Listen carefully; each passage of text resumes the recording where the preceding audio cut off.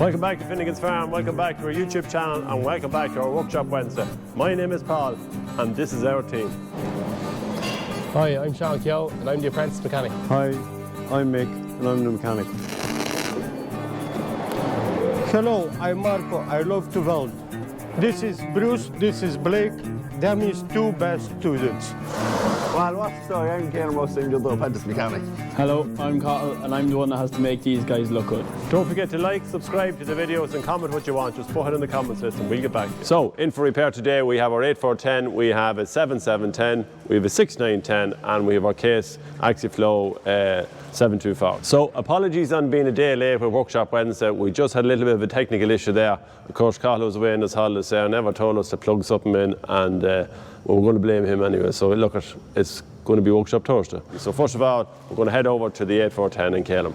So, engine back in, as you can see, here we have Mick and Kaylem just starting to take engine out. Series of pipes just to come off, but in fairness, not too bad so far.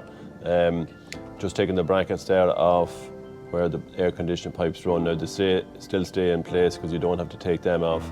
Nice, we're able to just swing all our pipes out to the side, and with the way the engine is in these, there's not very much to actually have to be taken off. Like even the flywheel and that end of it only take about 20 minutes, so there's not really much to taking it out. It's a matter of about 2 hours of stripping it down, and we're able to have it out. So we just used then the Manitou just for that little bit extra reach to get across it, because with the front linkage on it's quite long, so we just have the frame there, the lifting frame, put it down, connect it together, start to lift there. Was a little bit tight, wasn't it, Kaylem? Aye, we were nearly lifting up the whole bloody tractor with the teleporter, but once we get it up out of the dowels anyway with the bars, it just flew out, so it wasn't that part of a job. Yeah, no, that engine has never been out of that tractor before, so there is, we were talking to Chris and to Johnny down in Meat Farm Machinery, and some of them do have little issues there with some gaskets going on them over 10,000 hours, which this one has just over 13,500 hours.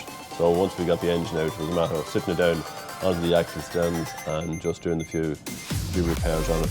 Yeah, so once we just got it all set up, we were able to get busy stripping it down, and just the first thing we said we'd do is we'd set our tappets while we had it out. So there's not really much involved setting tappets. Like we are given all of our specs there thanks to Chris and Meat Farm Machinery, so it just saves us. We're able to only tap the turn every 360 degrees, and we're able to set 12 tappets, whatever, and then rotate another 360 and finish the rest of them. But no, just from memory, I think our exhaust tappets were set spot on, but all of our intake tappets were set slightly too tight. But yeah, then after that, we had to get busy changing all of our gaskets. There was a nice bit of time of just cleaning down gaskets and whatnot. It just takes a good bit of time to, when you take the gaskets off, to clean it thoroughly, to get, because we done front crankshaft seal and back crankshaft seal when we had it out. It's just so simple to do it there now. We had done one of those crankshaft seals on it before, and we thought initially there's the leak was coming from, but on closer examination it was definitely coming from the sump. So yeah, look, it's just one of those jobs that we had to get at and get done anyway. So once we did the tappet set in it there, it was time to head for putting the engine again. This is just putting the engine back in. Manitou is used once again with the lifting frame. Here we have Kaylem and Marco there, just setting it down into place. Not too bad to get in, was it, Kaylem? No, it's not too bad of a job at all. Now we weren't too level, we were getting it in, but with the dowels, it just made a lovely job. So there's two in the front, two in the back. So once you got the two in the back in, it more or less like a piece of Lego just clicked together. Sump is a bit unusual there, the sump gasket, the way it's left in the chassis compared to most tractors. Yeah, so with the structural sump, with this job, just changing the sump gasket, the easiest thing to do is to take the engine out of it to do the sump gasket. Usually you'd be taking the sump off to change it, but that's just the way we had to do it on this tractor. Yeah, well, once we had the engine out, it was so easy to work out. We have less parts now to put back onto the tractor. Slowly weaning down off in it. We have a few covers and obviously the pipes and that, air pipes and battery to go back in. Now flywheel came back in here as well. Bit unusual this again that we have an open flywheel here with the starter on for. Yeah. You can brilliant access to do it. Like you'd have all that off there in 15-20 minutes, like once it covers off. And we had an issue there with the seal in there, at the back on the crankshaft seal. So that's where the problem had originally came from, because we thought, well, the rear crankshaft seal was leaking, then it was replaced, but then it had tore up the bottom of the sump gasket. It was leaking between the gasket and the sump, so that's why we take engine out to do that. Yeah. So it's just a matter of putting all our guards and covers back on here now and just replacing any other parts that we need to do on it. But it looks fairly good, doesn't it? Yeah. We're nearly there, aren't we, Mick? Well, we start up and we see. But you're on now for a couple of hours on your own. yeah, well, look, we're going to just has to be better. yeah, we're going to assemble everything back together, and hopefully now we'll have our ready to put into the 7/4 reversible there. John B will be delighted with this when he gets her back on the road, because I think it's his favourite tractor. So yeah. So with a small issue there with the 6910 aircon now working, lads giving out there, getting too warm. So we brought it back to the workshop here. Now, first thing we noticed was the fan belt was just gone, which meant the air compressor had seized, or the air conditioning unit had seized on the tractor there. We put a new one on it there, so we replaced the air conditioning unit, and that seems to be a good job. Now, we did get Shane from AutoWare to come down just to give it a service there. Still weren't that happy with the aircon, blow wasn't great in it. He did change one of these dryers. As he said, these should be changed every 2,000, maybe 2,500 hours in the tractor. I'd say it was never changed in his life. Again, it's just for filtering the gas as it's recycling around through the system. This is the one off the 7710, which we replaced as well, so it's actually working fine there at the minute. Now, we still have an issue with the blow in it, that the compressor is coming on, but the compressor won't go off, and the problem with that is there's a thermostat in the condensing unit which is faulty on that. So we have to get one of those, and we have to take the seat out and replace it in there. So that's really at the 6910. Hopefully then it's running now, but it's running all the time and it won't stop, which is a little bit dangerous. So we just have to leave it off the time in until we get the thermostat. So two other small jobs we want to do with the combine was to put a camera system into it, and also to put the two-way radio into it. Now, fairly straightforward there. There's a nice bracket there for putting the two-way radio in. Again, we're waiting here on a retractable piece there that we can leave the handheld beside it and just retract it. So we should have that in the next day or two.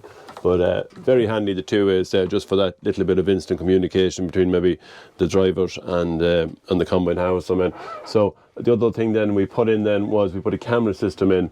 Now, this is a Grimmy monitor that we use. We find the Grimmy monitors are very, very sturdy, and there's very great options on it. So the first camera we have is just to the rear of the combine. Again, wouldn't use it that much maybe during the day. At night time then it's still very handy, and then when you're picking up your trolley it's really, really handy. So the first one then is just to give you a line of view that when you're reversing back, and the second one here with the camera is right down on the hitch. Now these are the quick hitches, so it goes straight in, hooks up automatically, and it's a great time saver when you want to get going and get moving to the next farm. So yeah, we're delighted with that. Now, a little bit of an issue putting it on here because there wasn't a whole lot to, we were going to put it here, but then there was cables running behind that and some water pipes, so they couldn't do anything to it there. So they got a bracket made off here. It's just made in stainless steel. Put the monitor on, and it's very, very secure on that. So yeah, look, that's a great job. So one of the jobs we had to do on our trolley was we actually had to shorten it there. It was a little bit long because it was a trolley for a 30-foot header. The header we have is 25 foot. Now, Marco did cut it there, and we come up with the same system. Now, this has been used on our class trolley, and we were always very in favour of it there because there's a breakaway.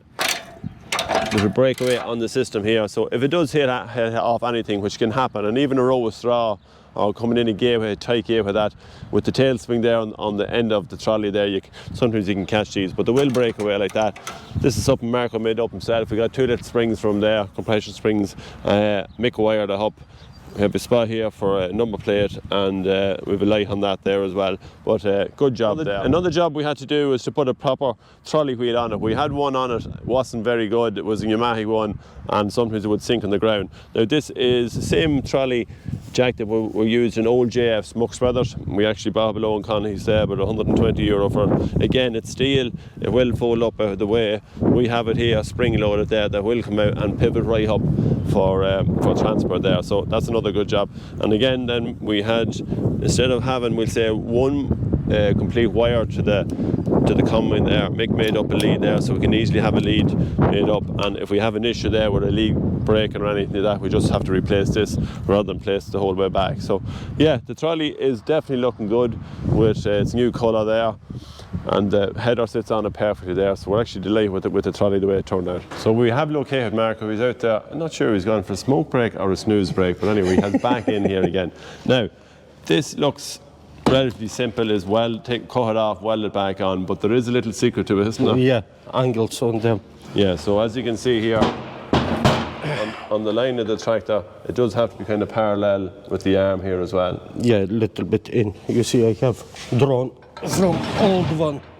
So look at that, clever as hell he has. So he threw here on the old one before he cut it off, puts it back into position and welds it back on. Yeah, no, Now, good. Shampoo? Yeah, to get good weld in. So you'll be on full power with the MIG welder. Oh yeah. So you see, this old one was broke and so ball be coming out, yeah. Yeah, so look, just disregard that one. Now, the clip part of it here is still good, so we can take the centerpiece out of that, and that will do for another day. But as regards everything else, we just disregard it, put the new one on, and that's it. Go back and forth.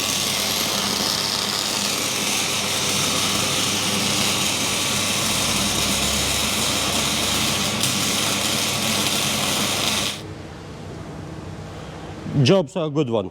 We also took a trip down there to Punchestown to the farm machinery show, so we have a showcase of some of the equipment there that we've seen on view. So we started off with the John Deere stand where they had the new Mazzotti sprayer range there along with all their John Deere range. Kuhn had a fine stand with their tillers, round balers, fertiliser spreaders and front mowers there. We also then moved on to where McHale had a big stand with all their bale handling equipment, front mowers, choppers there, Agco, where all the Massey Fergusons and even the telescopic Massey Ferguson was there.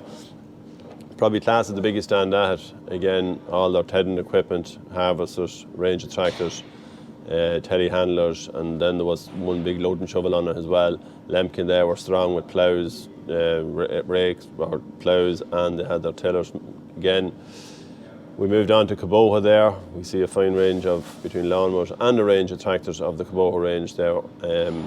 And then one new machine that was there, came in from Quail Equipment, was the DeWolf 4.0 harvester, one of the first harvester in the country there. Fine machine there. A lot of 2.0s in the country, but this is the first 4.0. JCB were very strong as well. So now it's time for Tips and tricks, tips and tricks. So Kaylem, what have you up their sleeve for this week's tips and tricks? Well, the first thing would be a simple piece of cardboard, doesn't look too special, but with all these holes in it, so when I was working on the FOR10, I was able to have a line for, say, my water pump, injector pump, timing cover, left, right, eye colour, all these different things, because every bolt is so similar but different. So it's important to have them where they should belong, and with this it just leaves it that I know that every bolt goes back in the right place and I'm not wasting time thinking about what's this or that for. You even have it separated from left and right of the tractor as well, had you? Well, I had it separated because they're all torques on one side and then there were normal bolts on the far side. And even then with this, on the timing cover there's a wee shim in on the back of it. And I had like cable tied across the bolts, so there's no way I could put on the timing cover without having the shim put in the... So, piece of cardboard, it's not going to cost too much now for a piece of cardboard. No. And just put the bolts in as you go along. Another little trick, or a handy little tool to have, is a magnetic extender. If you have a case of a bolt and you're working on the tractor and the bolt goes down, generally when you put your hand in to get it, it actually travels a little bit further. But with the magnetic tool there, you can just pop it down in beside the chassis or wherever it might fall. And especially then if you have a bad back, you can just clip onto that. Now, this is a quite strong magnetic on there. You can get lighter ones there that will actually fit into your breast pocket there. But that's really for the guys here in the workshop. Another handy one then is magnetic tray, isn't it, Kaylem? I'm just using the trays because like if you're taking apart something, especially this side on, I love this one, because you throw the bolts at it and just because there's a cup and they just stay in it. Yeah. So it's just very handy. And even the bigger one I use that for tools mostly, never mind small stuff. Like it was small little sockets and whatnot, because you could have them everywhere. But just not in one place. Right, so just a few little handy bits to have on your tool chest or wherever it is between the magnetic and of course the piece of cardboard there. So that's it for this week's Workshop Wednesday. Don't forget to like, subscribe to the videos, have a comment there, throw in the comments list and we will get back to you on it. Just a quick update there on our Komatsu MST 2000, which was stolen there a couple of weeks back. Still no order on it yet, but there has been sightings of it down in the Kilkenny, Waterford area there, so if anyone has seen it, just keep your eyes peeled. So that's it from everyone here at Finnegan's Farm. Apologies there for the late Workshop Wednesday, but we'll talk to you all hopefully next Wednesday.